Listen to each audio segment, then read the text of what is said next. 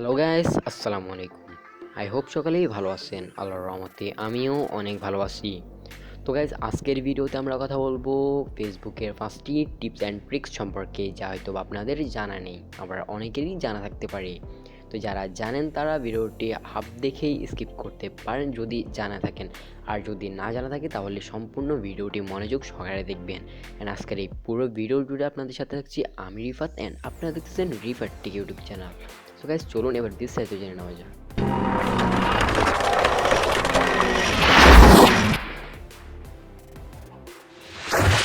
আমাদের লিস্টে 1 নম্বর নাম রয়েছে সাপোর্ট ইনবক্স।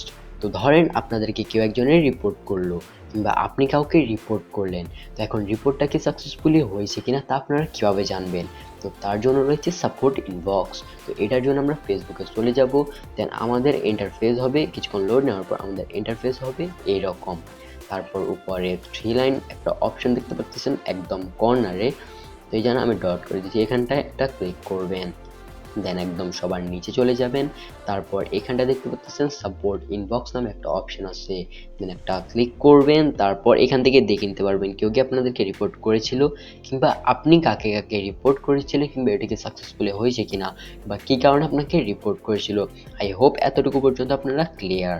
লিস্টে 2 নম্বরের নাম রয়েছে সেভ ইমেজেস। তো ধরেন কোনো একটি ভিডিও আপনার পছন্দ হলো, তো ওই ভিডিওটিকে আপনি পরেও দেখতে চান।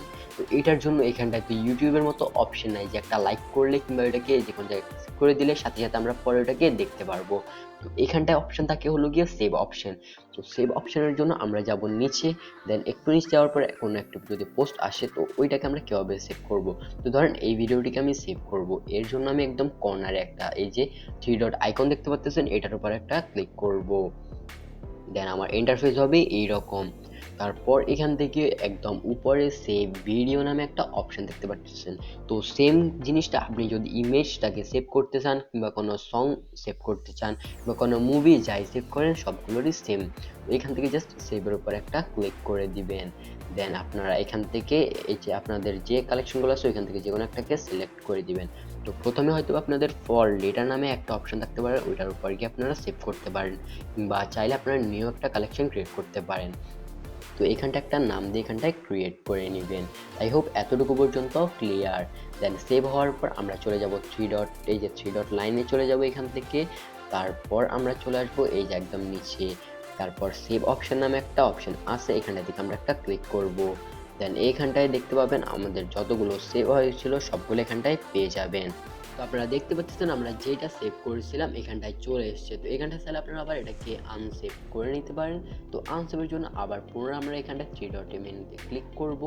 তারপর এখান থেকে আনসেভ করে দিব, কিংবা ওটাকে অন্য কোনো অ্যাড কালেকশন করতে চাইলে এখান থেকে অ্যাড করে নিব। নেক্সটে 3 নম্বরে আমাদের লিস্টের নাম রয়েছে নোটিফিকেশন সেটিং। তো আমাদের মধ্যে অনেকে আছে যারা হয়তো বা ফেসবুকের নোটিফিকেশনের কারণে মাঝে মধ্যে বিরক্তি বোধ করেন। ধরেন আপনি ফোনটাকে রাখলেন, এখন ওটাতে অনেকগুলো নোটিফিকেশন জাস্ট আসতে আসতে, যেমন ফেসবুকের মধ্যে কারো কে বার্থডে, তো তার একটা নোটিফিকেশন আসলো, কেউ আপনার পোস্টটা লাইক করলো, তার একটা আসলো। তারপর আপনার মেলের মধ্যে তো হাজারটা নোটিফিকেশন এসে পুড়ে যায়, যে আপনাকে ফ্রেন্ড রিকোয়েস্ট পাঠালো। ওই সবগুলো যদি আপনারা বন্ধ করতে চান, তাহলে আপনাদের জন্য আজকের এই ভিডিওটি। এর জন্য চলে যাবেন সেটিং অপশনে, যে 3 ডট আইকনে ক্লিক করার পর চলে আসবেন সেটিং অপশনে। তারপর একদম নিচে চলে গেলে এই যে প্রথমে আপনারা আসবেন এরকম একটা ইন্টারফেসে, দেন চলে যাবেন একদম নিচে।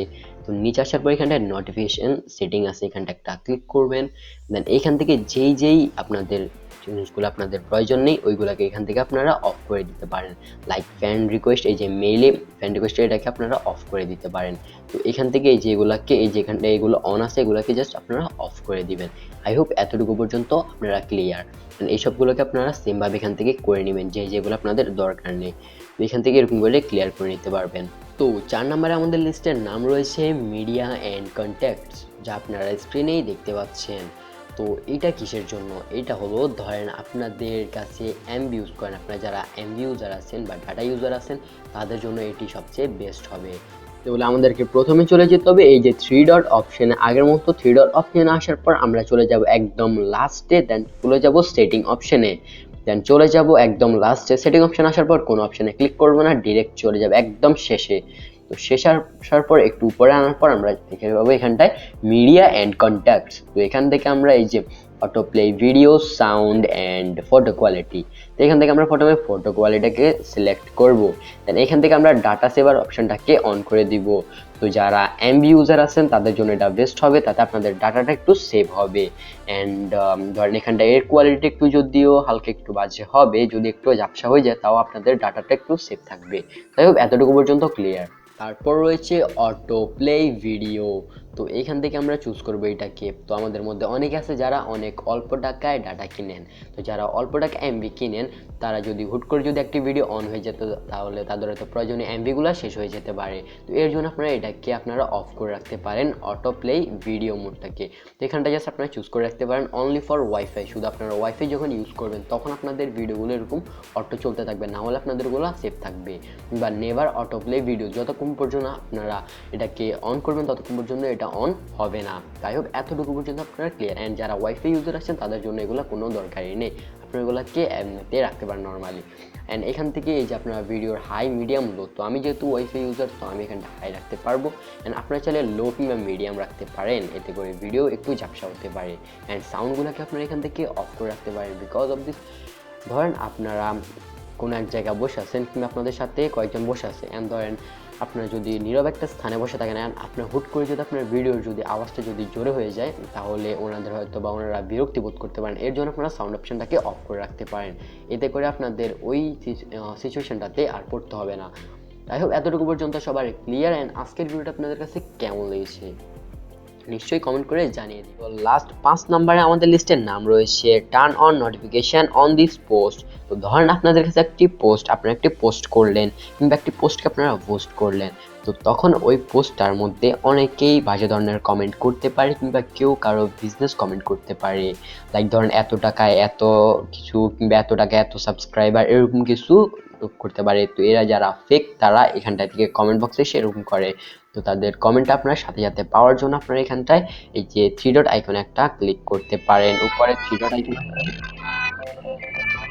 ধরেন আমরা এখানটায় থ্রি ডট আইকনে একটা ক্লিক করব, তারপর এখান থেকে আমাদের চলে আসবে turn on notification for this post. তো আমরা এটাকে অন করে দিব, তাহলে কেউ যদি এই পোস্টটাতে কমেন্ট করে সাথে সাথে আমাদের কাছে একটা নোটিফিকেশন চলে আসবে। চাইলে সেম জায়গাতে গিয়ে আপনারা আবার এটাকে অফ করে দিতে পারেন। তো আই হোপ আজকের ভিডিওটা আপনাদের কাছে ভালো লেগেছে। অ্যান্ড যারা ডাটা ইউজার তাদের জন্য এই ভিডিওটি খুবই প্রয়োজনীয় অ্যান্ড উপকারী ছিল। তো যারা পুরো ভিডিওটি দেখেছেন তাদেরকে জানাই ধন্যবাদ। অ্যান্ড যারা নেক্সট এরকম আর নতুন নতুন ভিডিওগুলো দেখতে চান তারা আমাদের চ্যানেলটিকে সাবস্ক্রাইব করতে পারেন অ্যান্ড পাশে থাকা বেল নোটিফিকেশনটিকেও অন করে দিবেন যেন সবার আগে পৌঁছে যায় ভিডিওগুলো আপনাদের কাছে। তো ভিডিওটি ভালো লাগলে নিশ্চয়ই একটা লাইক করে দিবেন। তো দেখা হচ্ছে পরবর্তী ভিডিওতে, ততক্ষণের জন্য ভালো থাকবেন, সুস্থ থাকবেন, আল্লাহ হাফেজ।